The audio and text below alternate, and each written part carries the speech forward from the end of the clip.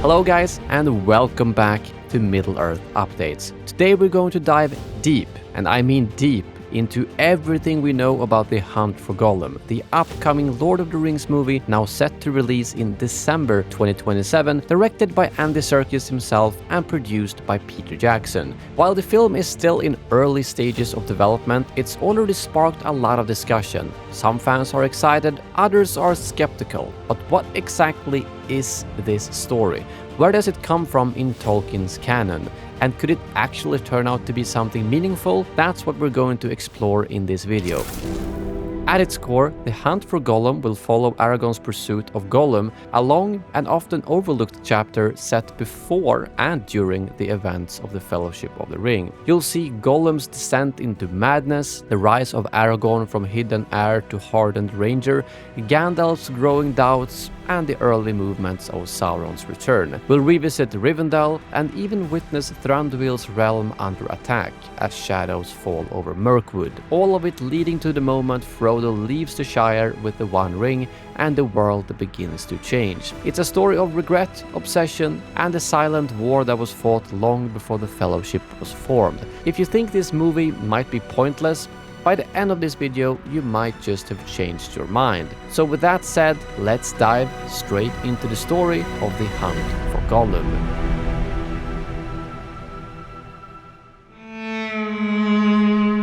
When Bilbo Baggins slipped the One Ring into his pocket and left the dark caves of Misty Mountains, he set a chain of events in motion that would change Middle-earth forever. Behind him, Gollum was left in the dark. For 2 long years he remained there, alone, furious, consumed by loss. He hated the thief, hated the light, and even hated the ring itself. But most of all, he hated the silence. The ring's absence gnawed at his soul. Eventually, that hatred overwhelmed his fear. Driven by addiction and obsession, Gollum crawled out of the mountains and into the wider world. His one purpose? To find Bilbo Baggins and reclaim the precious. Thus, the hunt for the ring began. Far away in the safety of Rivendell, a child was growing up in secret. After his father, Arathorn, was slain by an orc's arrow, the young Aragorn was brought to Elrond. But he did not come alone. His mother, Gilraen, came with him, leaving behind the wildlands of the Dunedain to raise her son in safety, away from the eyes of the enemy. Fearing that Sauron would seek to destroy Isildur's line, Elrond gave the boy a new name, Estel, meaning hope.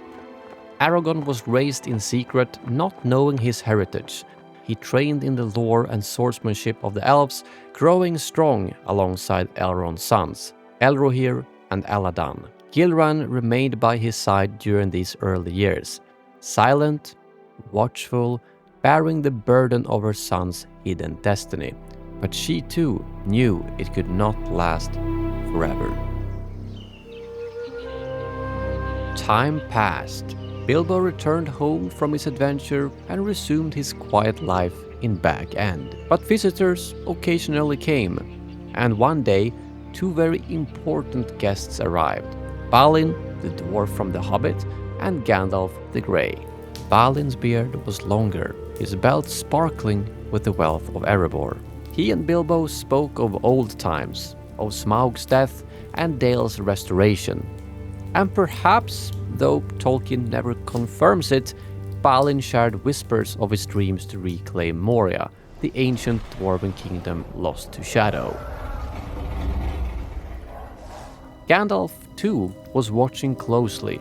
He had always found Bilbo's story about the ring odd. The way it came to him, the way it made him disappear.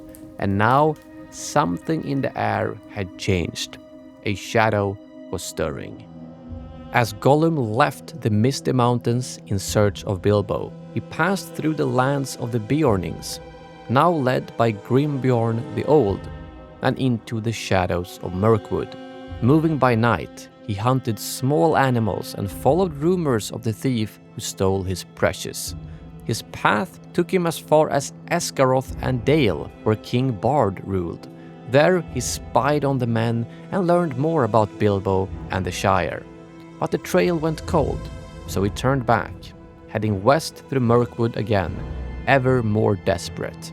The woodland elves, possibly aided by Gandalf, began to track him, but Gollum had become a thing of terror. Birds fled, animals vanished, and the woodmen whispered of a blood-drinking ghost. He devoured eggs, young animals, and even crept towards cradles. Eventually, he reached the Great River and turned south. Then, he vanished. The elves lost his trail, and Gandalf, drawn elsewhere, let the matter slip from focus. But before we continue the long, dark journey of the hunt for Gollum, there's something else that's always being hunted, and that's you, online. Thankfully, today's sponsor, Surfshark VPN, helps mask your digital trail and keeps you invisible online. Surfshark encrypts your data, changes your digital location, and protects you across all your devices. Want to explore other parts of the world without needing giant eagles? Surfshark lets you browse from any country, whether you're on your phone or computer. How many times have you seen a message like this when you're trying to watch your favorite movie or TV series? With Surfshark, that frustration disappears with one click. Suddenly, the entire digital world is at your fingertips.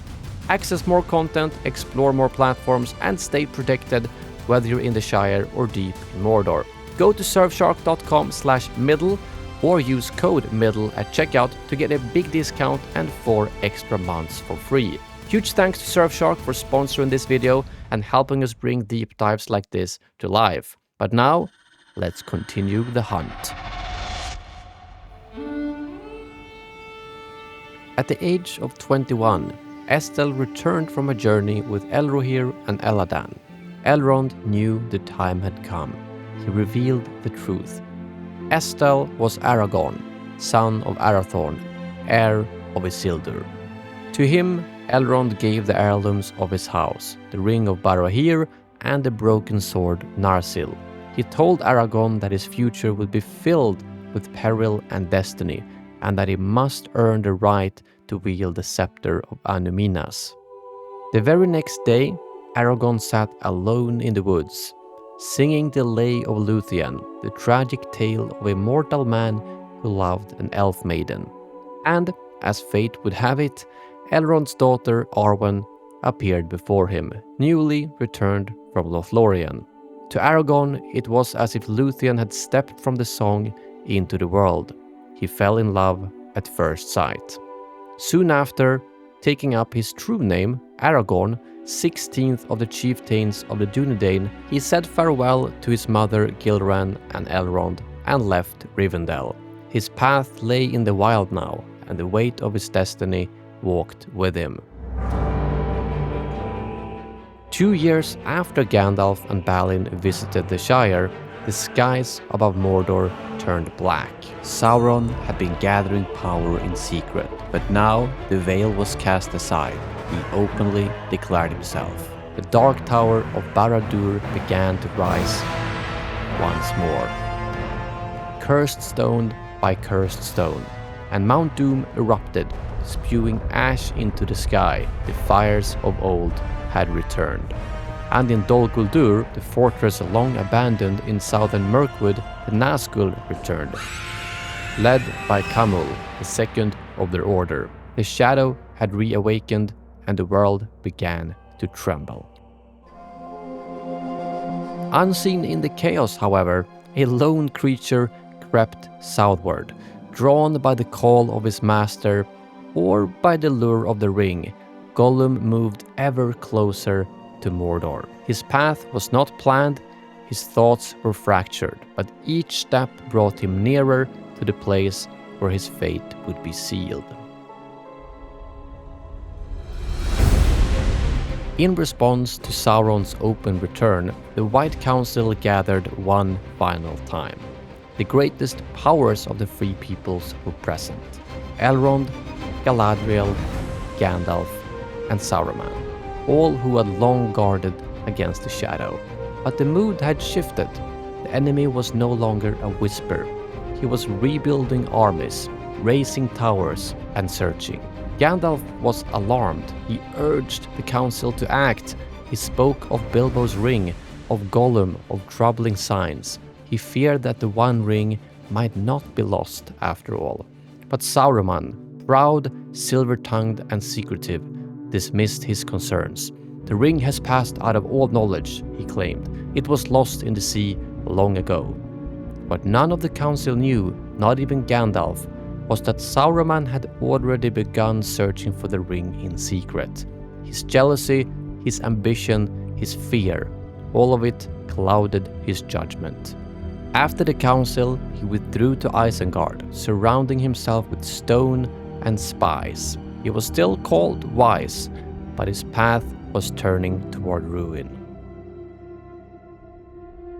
Around this time, Aragorn finally crossed paths with Gandalf.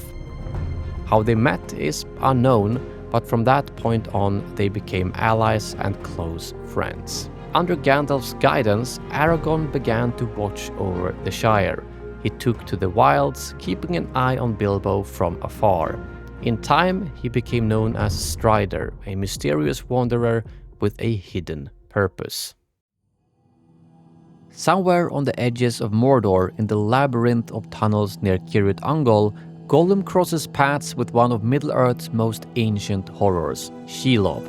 She is a monstrous spider older than Sauron himself, and she hungers for flesh. Yet Gollum, driven by obsession and survival, does not fear her.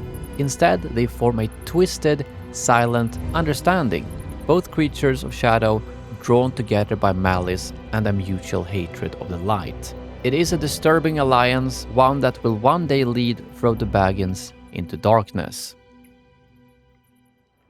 After meeting Gandalf, Aragorn vanished into the wild, spending over 2 decades aiding the West in secret. He first served in Rohan under King Thengel, then in Gondor, where he fought under Steward Ecthelion II. Hiding his true identity, he wore a silver star and was known as Thorongil, Eagle of the Star. His leadership won the people's respect, but stirred suspicion in Denethor, who may have guessed his lineage. When Gondor faced a threat from the south, Thorongil led a surprise assault on the corsairs of Umbar, burning their fleet and slaying their captain.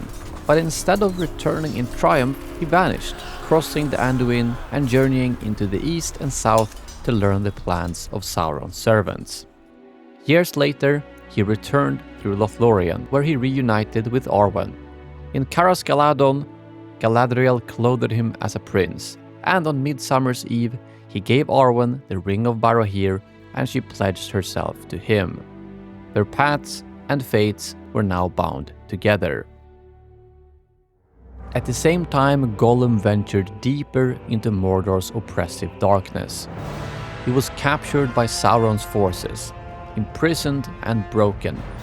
Gollum was ruthlessly interrogated by the Dark Lord himself, forced to reveal everything he knew about the ring. For years, he endured the cruel questions, his mind and soul tormented as he was used as a pawn in Sauron's insidious game. Back in the north, Gandalf's concern is growing. He has long suspected Bilbo's magic ring is far more dangerous than it seems. Knowing that Gollum may hold answers, Gandalf turns to the one man he trusts, Aragorn. By now, Aragorn is the chieftain of the Rangers. Under his quiet leadership, the Dunedain have protected the borders of the Shire from spies and creatures of the enemy. But this new mission is different. Gandalf asks Aragorn to find Gollum wherever he may be before the enemy reaches him first. And so the hunt for Gollum truly begins.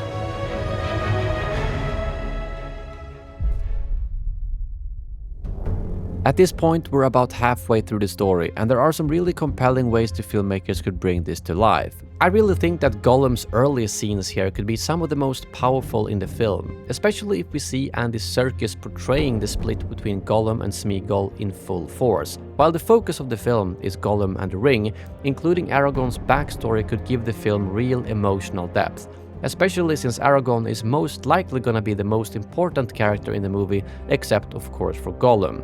So exploring his shame over Isildur's failure, his struggle with identity, and his relationship with Elrond is a really great opportunity to explore his character. And this is where the film could really begin to quietly set up his destiny, the Ring of Barad-dûr, the legacy of Isildur, and his mother Gilraen's influence. Aragorn's time as Thorongil in Rohan and Gondor could be its own movie really, so the challenge here is showing his legacy without losing focus. A brief mention or flashback might be enough to convey just how much experience he's gained. Meanwhile, the visit from Balin and Gandalf to the Shire could cleverly set up major elements of the wider saga. I'm personally a big fan of these kind of scenes that connects the larger picture between different movies, characters and events, and potentially seeing Martin Freeman return as Bilbo alongside Ken Stott as Balin would beautifully bridge the gap between The Hobbit and Lord of the Rings. If the White Council appears, it might echo the scene in An Unexpected Journey. Seeing Galadriel again would be a welcome return, though the absence of Christopher Lee as Sauron and possibly Elrond due to Hugo Weaving stating that he's not interested in reprising the role makes it a bit of a delicate moment to handle.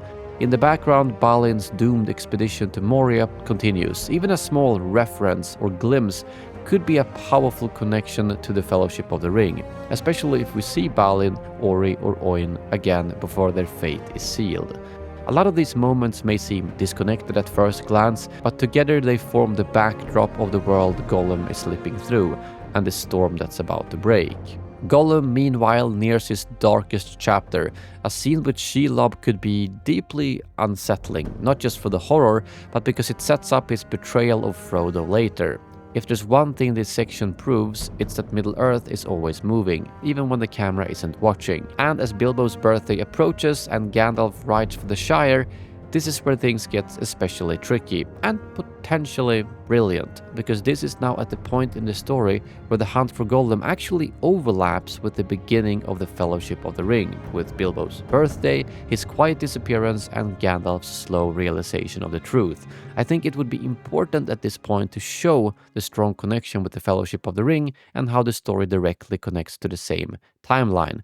So now, let's continue with the second half of the hunt for Gollum.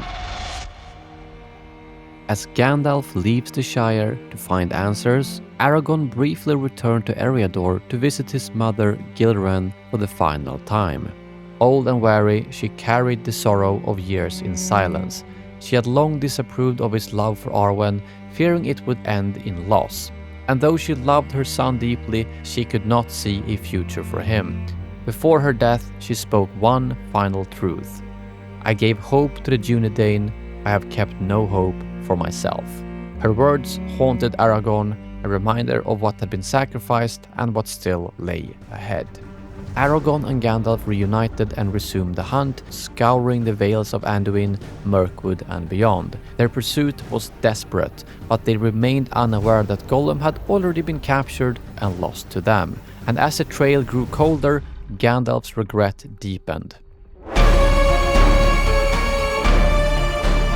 In the black depths of Barad-dûr, Gollum broke. Tortured beyond imagining, he finally gave in, and from his shattered mind came two words that would shake the world. Shire Baggins. Now Sauron knew where to strike. He sent his most feared servant, the Nazgûl, to hunt the One Ring. The ring wraiths rose from their dark holes and rode out, their shadows stretching across the land.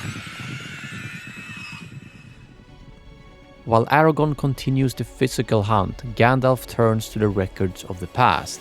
He travels to Minas Tirith and delves deep into the ancient scrolls of Gondor.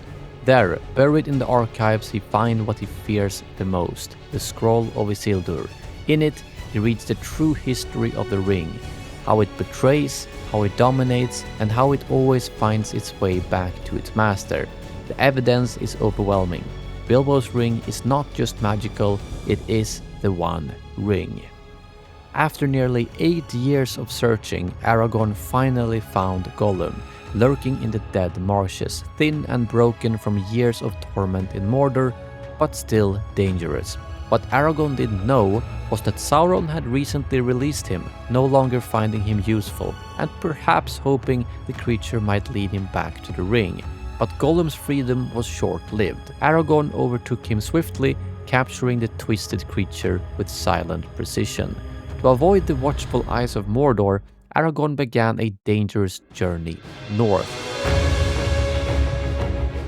Dragging Gollum through the Emyn Muil, past Sarngebir and skirting the edge of the Fangorn forest. They even passed briefly through Lothlorien, where the elves, ever watchful, sent a message to Gandalf marking the growing urgency of their quest.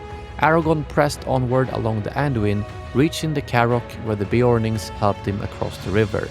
From there he entered the dark depths of Mirkwood, guiding Gollum under the trees of shadow. Through it all, Gollum muttered and hissed. The ring was gone, the thief still lived, and now he was a prisoner once more. Eventually, Aragorn brought him to the halls of Thranduil, where the Elven King agreed to imprison him. Gollum would be kept under guard, his secrets to be revealed only when the time was right. As Gandalf made his way back to the Shire, a message reached him from the Galadrim. Aragorn had captured Gollum. Without delay, Gandalf diverted to Mirkwood, where he met the twisted creature in Thranduil's halls. Days passed in exhaustion and frustration. Gollum snarled, lied, and ranted about a birthday present from his grandmother. He dodged every question, but Gandalf did not give up. He threatened Gollum with fire and shadow, pushing him to the very edge. This wasn't the gentle wizard we knew from the Shire. This was Gandalf under pressure, desperate, haunted, and willing to break someone to stop a greater evil. And slowly, the truth emerged. Gollum revealed that he had been taken to Barad-dûr, where Sauron tortured him, shattered him, and extracted two names: Shire, Baggins. He spoke of revenge, of new friends who would help him reclaim his precious. His hatred burned hotter than ever. The interrogation didn't change what Gandalf feared, that Bilbo's ring was the one ring. With dread settling in his heart, Gandalf ordered Gollum to be imprisoned under Elven guard in Mirkwood. Then he rode swiftly for the Shire, the full weight of what he had learned pressing down on him. The darkness was coming, and the ring was no longer safe. Although Gandalf had wrung what little truth he could from Gollum, the creature remained imprisoned in Thranduil's halls, closely guarded day and night. Despite his treacherous nature, the elves, feeling a strange pity for the creature, allowed him some moments of peace, permitting him to climb a solitary tree.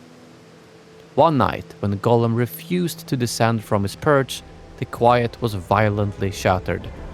Orcs, in a well-coordinated raid, suddenly attacked the elves.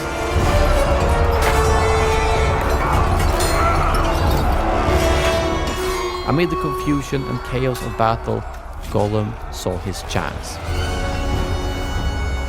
Exploiting the disarray, he slipped away into the shadows, vanishing into the night. With the truth in hand, Gandalf returns to the Shire. Is it secret? Is it safe? He speaks to Frodo and reveals that Bilbo's ring is in fact the one ring forged by the Dark Lord Sauron. Then the plan is set. The ring must be taken away. Meanwhile, Aragorn returns to the north. He meets Gandalf at Sarn Ford and hears of Frodo's departure plans. Then he rides out alone to watch the roads. His rangers are already guarding the Shire, but now the danger is real. The Nazgûl have crossed the river. Sauron is coming. Aragorn keeps vigil on the East Road, searching for signs of Frodo and his friends. But no word comes. The hobbits have already left, and danger is closing in fast. Gollum resumed his relentless hunt for the ring. Pursued by elves and hunted by Sauron's servants, he crept westward and took refuge in the dark, ruined depths of Moria.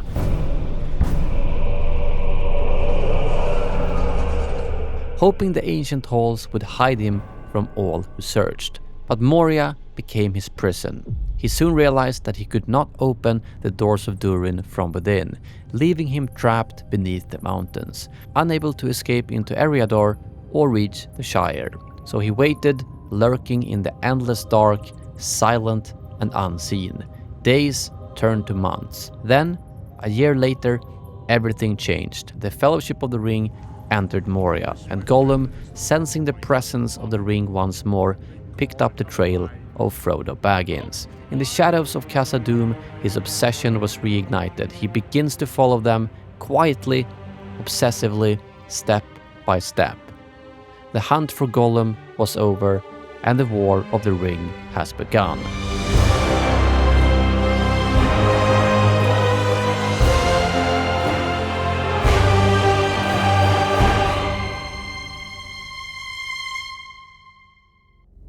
And with that, the full story comes to an end, and there are many compelling ways that the filmmakers could bring this to the movie.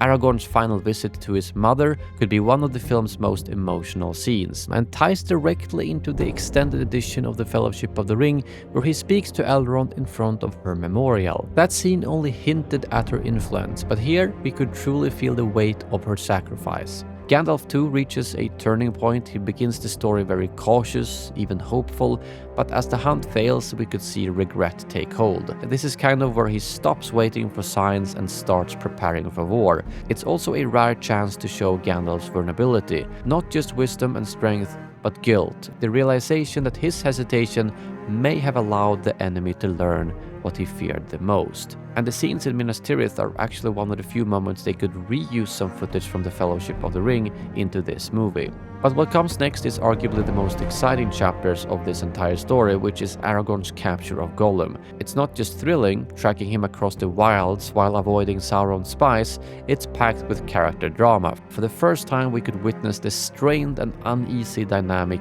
between Aragorn and Gollum. And then of course comes Gandalf's interrogation, a long-awaited scene. Seeing Ian McKellen and Andy Serkis face off in a raw, intense exchange would be a major highlight of the movie.